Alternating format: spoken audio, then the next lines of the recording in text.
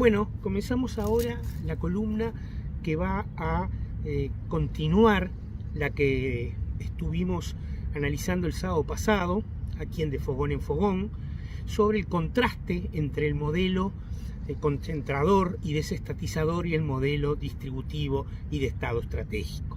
En la vez pasada, recuerdan ustedes, miramos la comparación en materia de salario, de empleo, y comenzamos la comparación en gasto público, diciendo que había habido un incremento muy considerable del gasto público, más allá inclusive de lo que creció el Producto Bruto Interno en el periodo 2005-2019 respecto al periodo de la década del 90.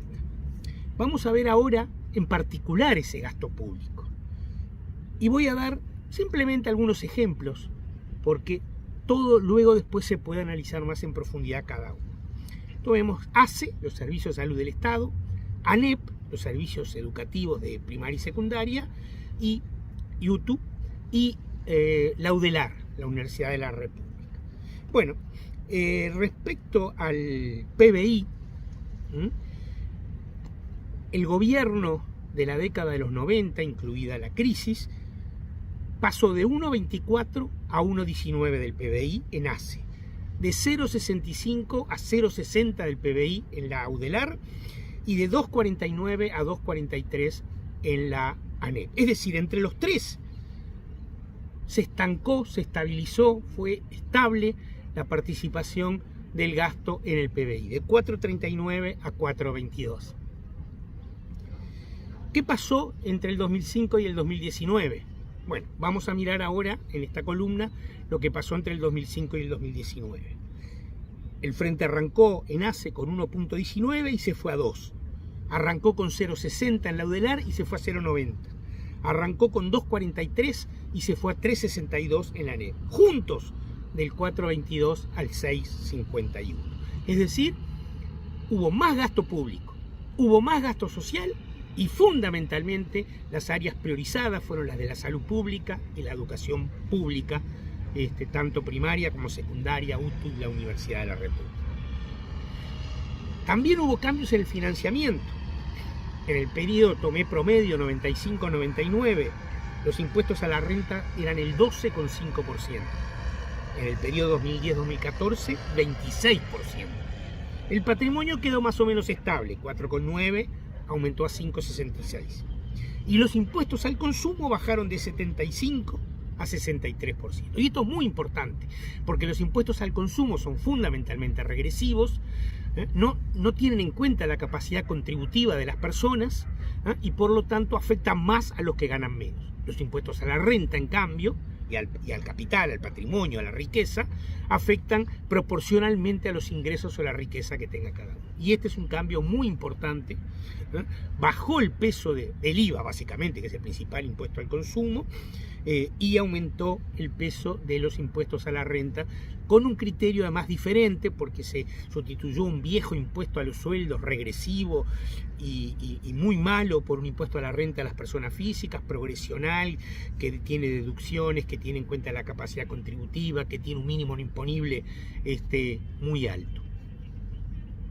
Mucho más alto, 3 veces más alto que el impuesto a las retribuciones personales, pero además grava todas las rentas y no solo a los sueldos, como era el denigrante impuesto, el IRP previo. O sea, un cambio muy significativo en cómo se gasta, un cambio muy significativo en cómo se recauda, con un criterio social en ambos casos, con un criterio de tener en cuenta la capacidad contributiva de las personas.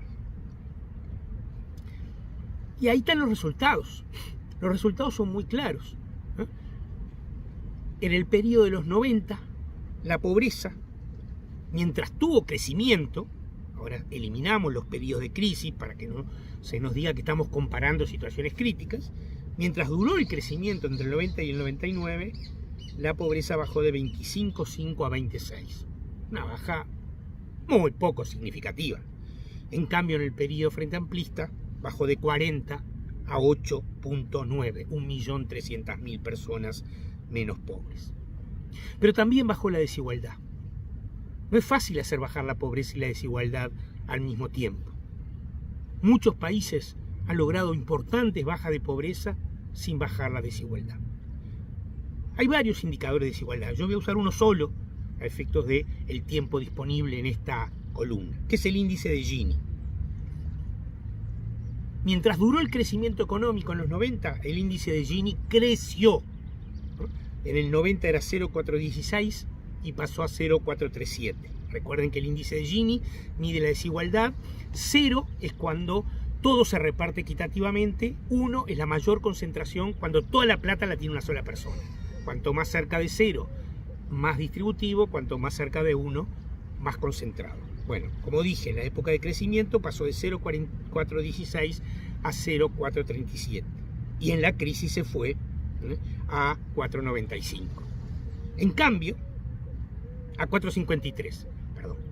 En cambio, en el gobierno frente amplista arrancó con 0,456 y terminó ni más ni menos que en 0,383.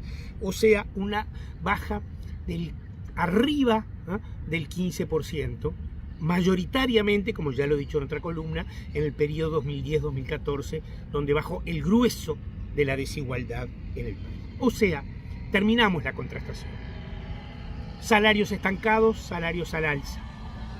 Empleo levemente creciente, empleo muy creciente. Gasto público en aumento, gasto social en aumento, pobreza en caída relevante, desigualdad que creció en los 90 y que cayó drásticamente en los 15 años de gobierno del Frente. Con esto, repito, porque es un tema muy importante, en que cayeron al mismo tiempo la desigualdad y la pobreza. Y ese fue el resultado de las políticas que expresamos acá, salarial, de empleo y presupuestal. Abandonando con un viento que arrasaban, arrasando, como el agua que limpian, vienen limpiando. Hasta la próxima, gracias.